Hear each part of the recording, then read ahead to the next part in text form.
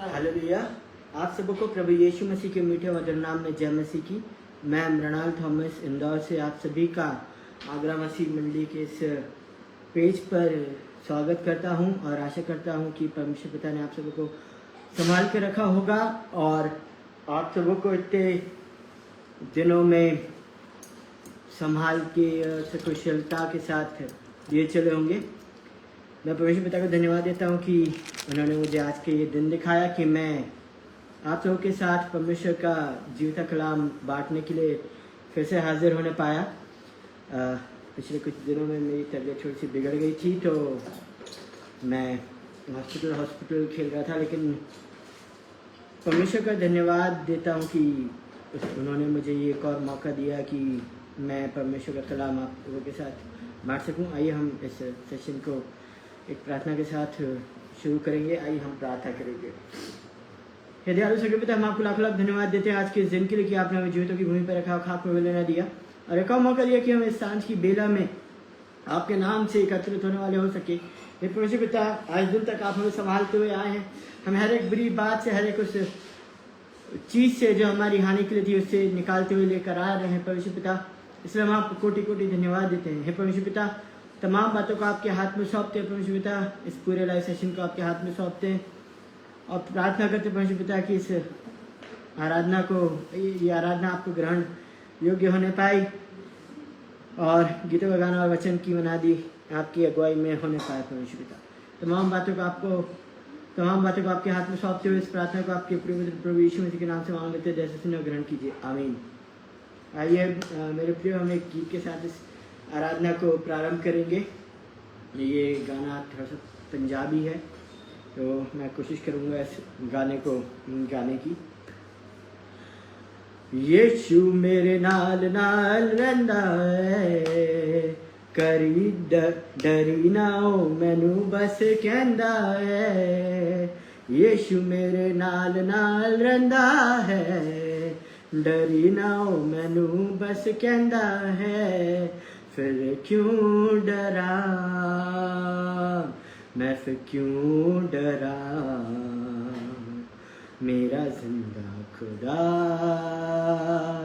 मेरे नाल है। मैं क्यों डरा, मैं क्यों डरा, मेरा परमेश्वर मेरे नाल है। यीशु मेरे नाल नाल रहिंदा है, डरी ना ओ मैनू बस कहंदा है। यीशु मेरे नाल नाल रहिंदा है, डरी ना ओ मैनू बस कहंदा है। मैं क्यों डरा, मैं क्यों डरा, मेरा परमेश्वर मेरे नाल है। जिते भी मैं जावा मेरे आगे आगे चलदा, लख लख दूत मेरी राखी लइयो कलदा। जिथे भी मैं जावा मेरे आगे आगे चलदा, लख लख दूत मेरे राखी लइयो कहलदा। केड़े लफ्ज़ा ना करा शुक्र अदा, हर पासे ओदा ही जलाल है। मैं क्यों डरा, फिर मैं क्यों डरा, मेरा परमेश्वर मेरे नाल है। होवेगी न कमी कद मैनू किसी चीज दी, करे हर लोड़ पूरी अपने अजीज दी। होवेगी न कमी कद मैनू किसी चीज दी, करे हर लोड़ पूरी अपने अजीज दी। लभदा है आली जीवे गुमी हुई भेड़ नू, लभदा है आली जीवे गुमी हुई भेड़ नू। करदा ओ इंज मेरी पाल है। मैं क्यों डरा, फिर मैं क्यों डरा, मेरा परमेश्वर मेरे नाल है। मैं क्यों डरा, फिर मैं क्यों डरा, मेरा जिंदा खुदा मेरे नाल है। जिथे भी मैं जावा मेरे अगे अगे चलदा, लखा लख दूत मेरी राखी लइयो कलदा। जिथे भी मैं जावा मेरे आगे आगे चलदा, लखा लख दूत मेरे लइयो कलदा। केड़े लफ्ज़ां दा कर शुक्र अदा, हर पासे ओदा ही जलाल है। मैं क्यों डरा, मैं क्यों डरा, मेरा परमेश्वर मेरे नाल है। मैं क्यों डरा, फिर मैं क्यों डरा, मेरा परमेश्वर मेरे नाल है। हालेलुया। आइए हम आज के वचन में जो परमेश्वर ने हम सबों के लिए रखा है उसमें हम जाएंगे। और बीते दिनों में जैसे कि मैंने बताया कि मैं हॉस्पिटल खेल रहा था, मैं हॉस्पिटलाइज था। पहले मेरा बीपी थोड़ा सा अनकंट्रोल चल रहा था, फिर बाद में पता चला कि मुझे मल्टी ड्रग रेजिस्टेंट यूटीआई हो गया और कुछ ऐसी ड्रग आई थी मेरे यूटीआई को ट्रीट करने के लिए, और जो ड्रग मेरे को जो एंटीबायोटिक मेरे को लगा वो मुझे रिएक्ट कर गया। वो ड्रग मुझे रिएक्ट कर गया और चीज़ें थोड़ी सी ठीक नहीं थी। और फिर मैं एक और हॉस्पिटल में गया, वहाँ से निकल के और आज मैं अभी सीधे हॉस्पिटल से डिस्चार्ज होके आ रहा हूँ। और मैं आया, मैंने मैसेज तैयार किया और मैसेज तैयार करके मैं नहाने गया और नहा के आप लोगों के बीच में उपस्थित हूँ। तो ये सब मैं परमेश्वर को ही महिमा दूंगा कि बिना परमेश्वर की सहायता के मैं इस वचन को आप लोगों के बीच में बांट नहीं सकता था। और परमेश्वर पिता ने अगर सहायता करी है मुझे आज का दिन दिखाने में, और एक और मौका दिया है कि मैं, और परमेश्वर ने मुझे इस काबिल समझा कि मैं उनका वचन बांट सकूं। तो ये गवाही परमेश्वर की महिमा के लिए है और इसमें सिर्फ परमेश्वर पिता को ही महिमा मिले। आज का जो वचन है वो पाया जाता है भजन संहिता उसका 26वां भजन और उसकी दूसरी आयत और तीसरी आयत है, जहाँ परमेश्वर का दास दाऊद हम सब से अपने भजन के द्वारा बात करता है। As a servant of God, as a परमेश्वर का दास, वो कहता है कि हे यहोवा मेरा न्याय कर, क्योंकि मैं खराई से चलता रहा हूँ और मेरा भरोसा यहोवा पर अटल बना है। हे यहोवा मुझको जांच और परख, मेरे मन और हृदय को परख, क्योंकि तेरी करुणा तो मेरी आंखों के सामने है और मैं तेरे सत्य मार्ग पर चलता रहा हूँ।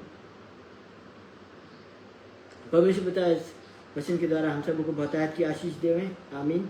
मेरे प्रियो, परमेश्वर का दास होने के नाते दाऊद एक एग्जाम्पल हम सबों के लिए सेट करता है। सिर्फ दाऊद ने इन वचनों को, इन भजनों को लिखा ही नहीं, परंतु दाऊद ने उन वचनों को, उन भजनों को जिया भी है। जो जो शब्द दाऊद अपने भजनों में लिखता है, यहाँ एक एग्जाम्पल सेट करता है दाऊद की एक परमेश्वर के दास को किस प्रकार से रहना चाहिए। यहाँ दाऊद परमेश्वर से बोलता है कि हे यहोवा मुझको जांच और परख, मेरे मन और हृदय को परख। हे यहोवा मुझको जांच और परख, मेरे मन और हृदय को परख। एक परमेश्वर के दास का जीवन ऐसा ही होना चाहिए। एक परमेश्वर के दास का जीवन सिर्फ ऐसा जीवन नहीं होना चाहिए कि हर संडे और जैसे कि हम लैंड डेज में जी रहे हैं सिर्फ उतने ही दिन हम परमेश्वर की उपस्थिति में बने रहें, लेकिन एक परमेश्वर के दास को कॉन्स्टेंटली निरंतरता के साथ परमेश्वर की उपस्थिति में रहना आवश्यक है। ये एक परमेश्वर के दास का कर्तव्य है और एक परमेश्वर के दास के जीवन को ऐसा ही होना चाहिए जहां वो परमेश्वर को अपने सम्मुख रख कर अपने जीवन को यापन करे, अपने जीवन को जिए। और जो बोल्ड स्टेटमेंट यहाँ दाऊद कहता है कि हे वहां मुझको जांच और परख, मेरे मन और हृदय को परख। यहाँ हम देखते हैं कि हम परमेश्वर के वचन का चाहे कितना भी अच्छा प्रचार कर लें, कितने ही बड़े बड़े शब्दों में, कितने ही बड़े बड़े बोलों में हम लोगों को खुश करने के लिए, उनकी वाहवाही लूटने के लिए हम अच्छे अच्छे शब्दों का इस्तेमाल करके हम बड़े बड़े प्रवचन दें, बड़े बड़े मैसेजेस दें, बड़ी बड़ी भीड़ों को हम संबोधित करें, लेकिन जब हम अपने भीतरी मनुष्यत्व की ओर ध्यान दें तो यहाँ दाऊद अपने भीतरी मनुष्यत्व को परमेश्वर की उपस्थिति में रखकर चलने की बात कर रहा है।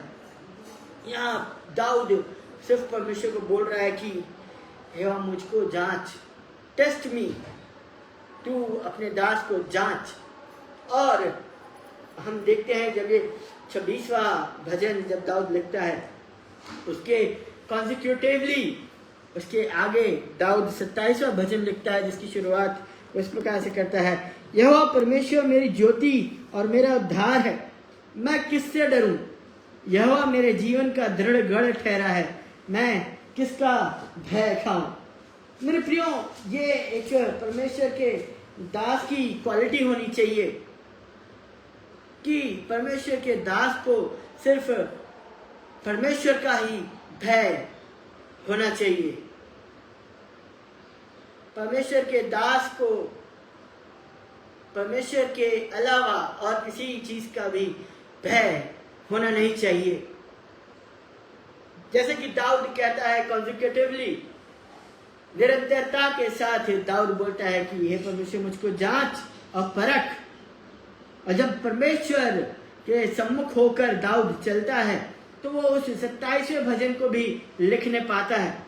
यहाँ पर दाऊद अपने 27वें भजन को जब शुरू करता है तो वो बोलता है, यह परमेश्वर मेरी ज्योति और मेरा उद्धार है, मैं किससे डरूं? मैं किससे डरूं? जब इंसान, हम देखते हैं कि इंसान के अंदर कई चीजों का भय होता है। कई लोगों को किसी चीज का भय होता है, कई लोगों को किसी और चीज का भय होता है। लेकिन यहाँ दाऊद एक परमेश्वर के दास की क्वालिटी को हम सबके सामने रखता है 26वें भजन में, और उन क्वालिटीज का रिजल्ट वो अपने 27वें भजन में लिखता है। यहाँ पर न्यू लिविंग ट्रांसलेशन में दाऊद कहता है, the Lord is my light and my salvation, so why should I be afraid. जब दाऊद परमेश्वर की उपस्थिति में चलता है तो मेरे प्रियो, एक परमेश्वर के दास के नाते वो हम सबों को प्रोत्साहित करता है कि जब हम परमेश्वर के साथ अपने जीवनों को जीते हैं, जब हम एक मसीह जीवन जीते हैं, तो हमें परमेश्वर के अलावा किसी का भी भय अपने मन में रखना नहीं चाहिए, क्योंकि एक परमेश्वर ही है जो हमें हमारा कुछ नष्ट कर सकता है। परमेश्वर के ही हाथ में सब कुछ होता है। परमेश्वर के ही हाथ में जीवन है, परमेश्वर के ही हाथ में मृत्यु है। हम कब आएंगे, हम कब जाएंगे, ये सब परमेश्वर के ही हाथ में है मेरे प्रियो। ना मुझे पता है कि मैं इस दुनिया में कब आऊंगा, ना मुझे ये पता है कि मैं कब इस दुनिया से जाऊंगा, लेकिन as a servant of God और परमेश्वर का सेवक होने के नाते मुझे सिर्फ एक ही बात का भय होना चाहिए। अगर मैं आपके साथ परमेश्वर के इस वचन को बांटता हूँ, मुझे परमेश्वर के अलावा किसी का भी भय होना नहीं चाहिए। जैसे कि दाऊद भी बोलता है कि मैं किसका भय खाऊं, मैं परमेश्वर की उपस्थिति में चलता आया हूँ और परमेश्वर मेरी ज्योति बनकर मेरे साथ साथ चलता आया है, तो मैं किसका भय खाऊं। The Lord is my fortress, protecting me from danger. So why should I tremble? मैं क्यों घबराऊं, मैं क्यों कांपूं। परमेश्वर मेरा ढाल और मेरा दृढ़ गढ़ ठहरा है। मैं किसका भय खाऊं, मैं किससे डरूं, मैं किससे कांपूं, क्योंकि मैं परमेश्वर के सामने निरंतरता से चलता हुआ आया हूं। मुझे परमेश्वर के अलावा किसी का डर नहीं होना चाहिए। यहाँ दाऊद बोल रहा था।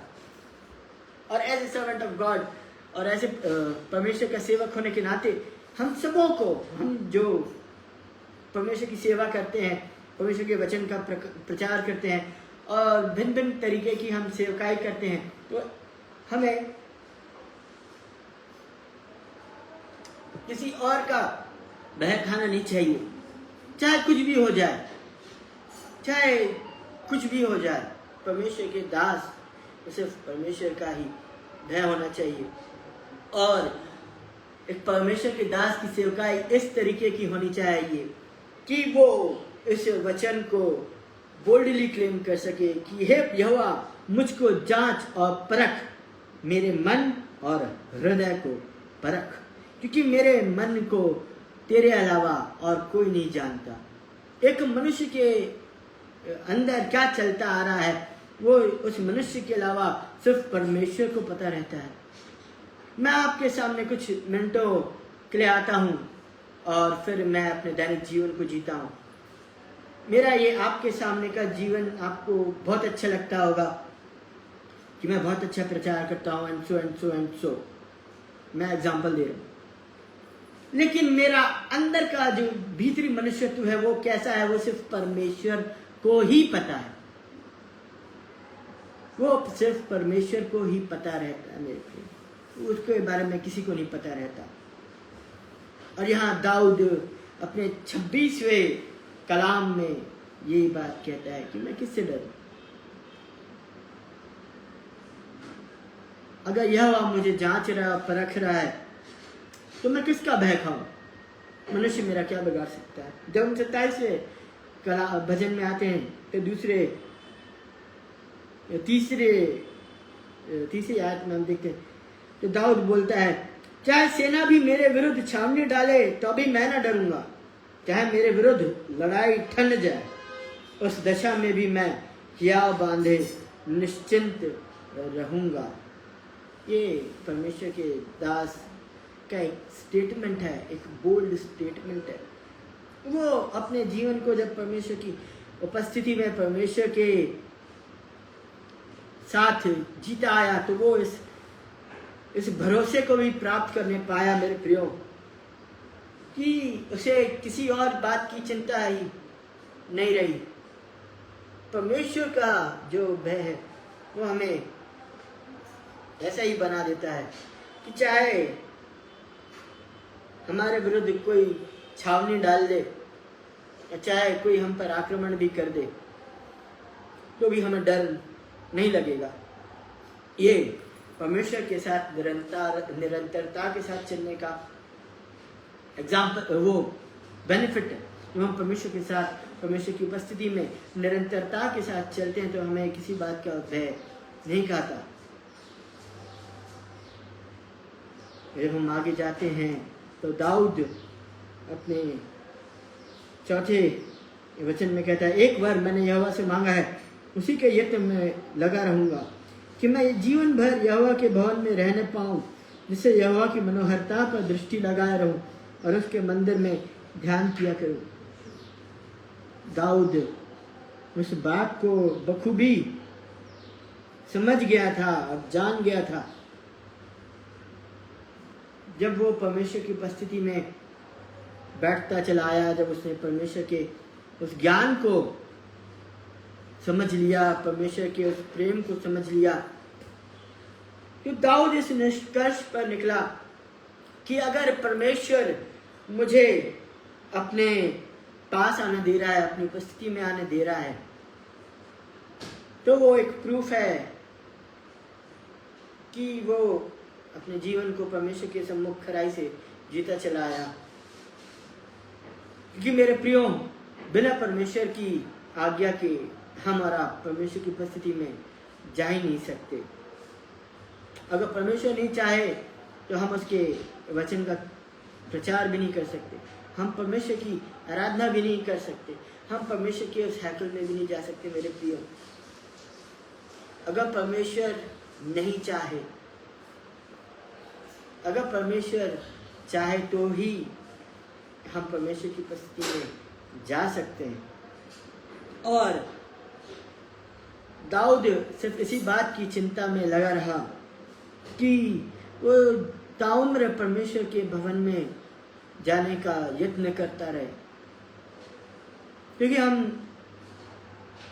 नहीं जानते कि कब हम परमेश्वर की उपस्थिति में, या परमेश्वर हमें अपनी उपस्थिति में आने का मौका ना दे, हमें प्रचार करने का मौका ना दे। इसलिए हम ये यत्न में लगे रहें कि जब हमें परमेश्वर की उपस्थिति में जाने का मौका मिले तो हम उस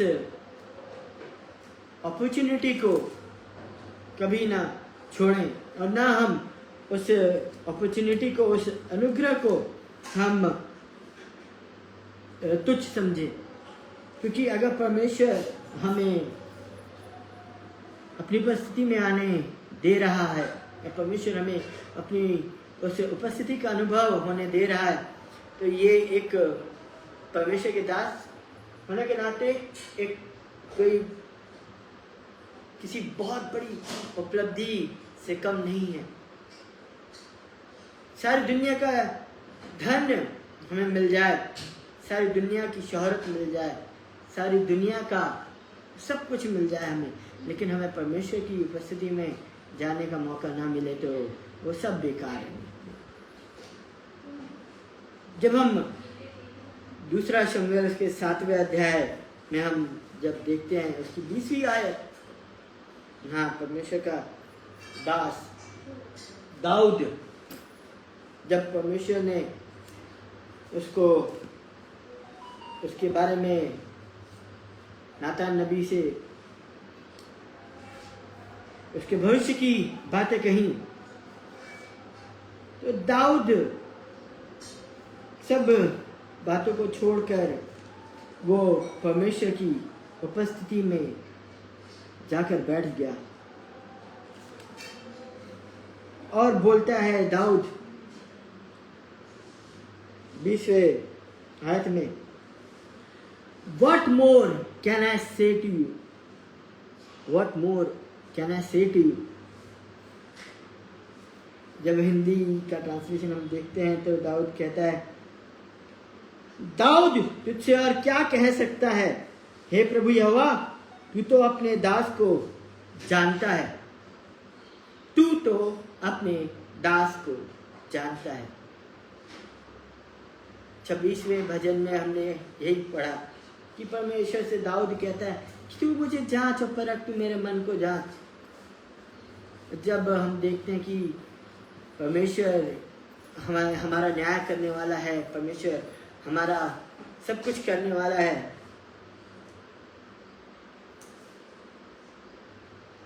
जैसे दाऊद ने अपने जीवन को बताया, परमेश्वर ने उसको एक unending dynasty, unending kingdom, unending सब कुछ से नवाजा। तो दाऊद नम्रता पूर्वक यहोवा की उपस्थिति में चला गया। राजा दाऊद को परमेश्वर ने अपने बराबर का दर्जा दे दिया था और दाऊद को वो सिंहासन दे दिया था परमेश्वर पिता ने। तो यहाँ दाऊद तब भी हम देखते हैं उसको सब कुछ दे दिया था परमेश्वर, लेकिन वो जब हम दूसरा शमूएल उसका 7वां अध्याय और उसकी 18वीं आयत को पढ़ते हैं तो दाऊद का एक बहुत ही हम्बलिंग गेस्चर है, एक बहुत ही नम्र कर देने वाला उसका कार्य है कि वो सब चीज़ों को छोड़कर, अपने राजपाट को छोड़कर, अपने सिंहासन को छोड़कर, अपने उस शोहरत को छोड़कर, अपने उस औहदे को छोड़कर वो कहाँ जाता है? वो यहोवा की सम्मुख बैठ जाता है। तब दाऊद राजा भीतर जाकर यहोवा के सम्मुख बैठा और कहने लगा, हे प्रभु यहोवा, क्या कहूँ और मेरा घराना क्या है कि तूने मुझे यहाँ तक पहुँचा दिया, तूने मुझे यहाँ तक पहुँचा दिया यहोवा। एक परमेश्वर के दास की उपलब्धि हम देख सकते हैं कि परमेश्वर ने उसे कहाँ से उठाकर कहाँ रख दिया था,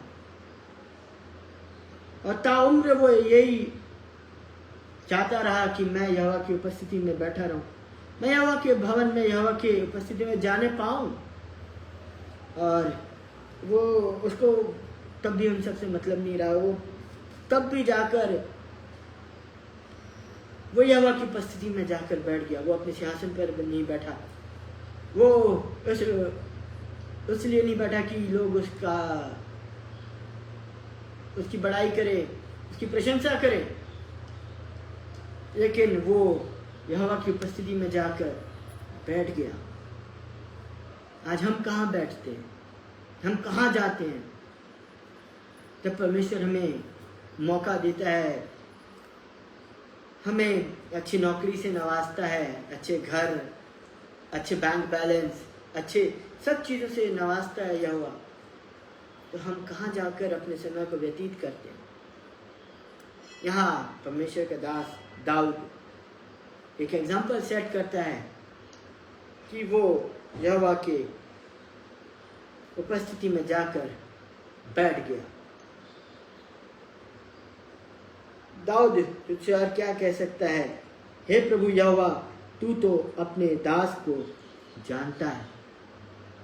ये बहुत ही हम्बलिंग चीज है और एक ऐसा स्टेटमेंट है जो एक परमेश्वर के दास को निरंतरता के साथ बोलना चाहिए, अंगीकार करना चाहिए।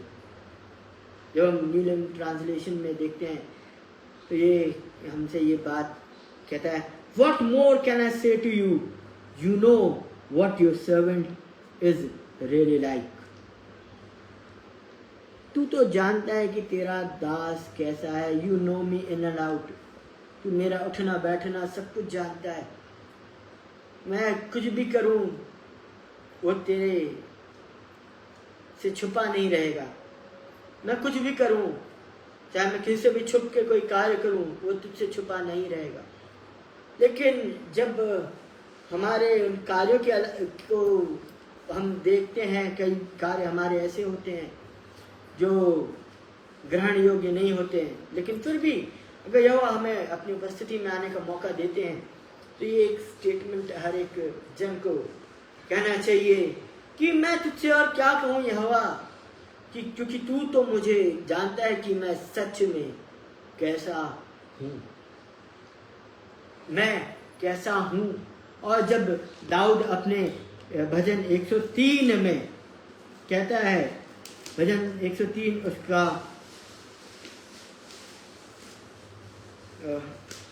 उसका 14वीं आयत से लेकर 18वीं आयत तक, यहाँ दाऊद कहता है, क्योंकि वह हमारी सृष्टि जानता है और उसको स्मरण रहता है कि मनुष्य मिट्टी ही है। मनुष्य की आयु घास के समान होती है, वह मैदान के फूल के समान फूलता है, जो पवन लगते ही ठहर नहीं सकता और न वह अपने स्थान में फिर मिलता है। परंतु यहोवा की करुणा उसके डरवैयों पर युग युग और उसका धर्म उनके नाती पोतों पर भी प्रकट होता रहता है। ये एक परमेश्वर के दास का अंगीकार होना चाहिए। बट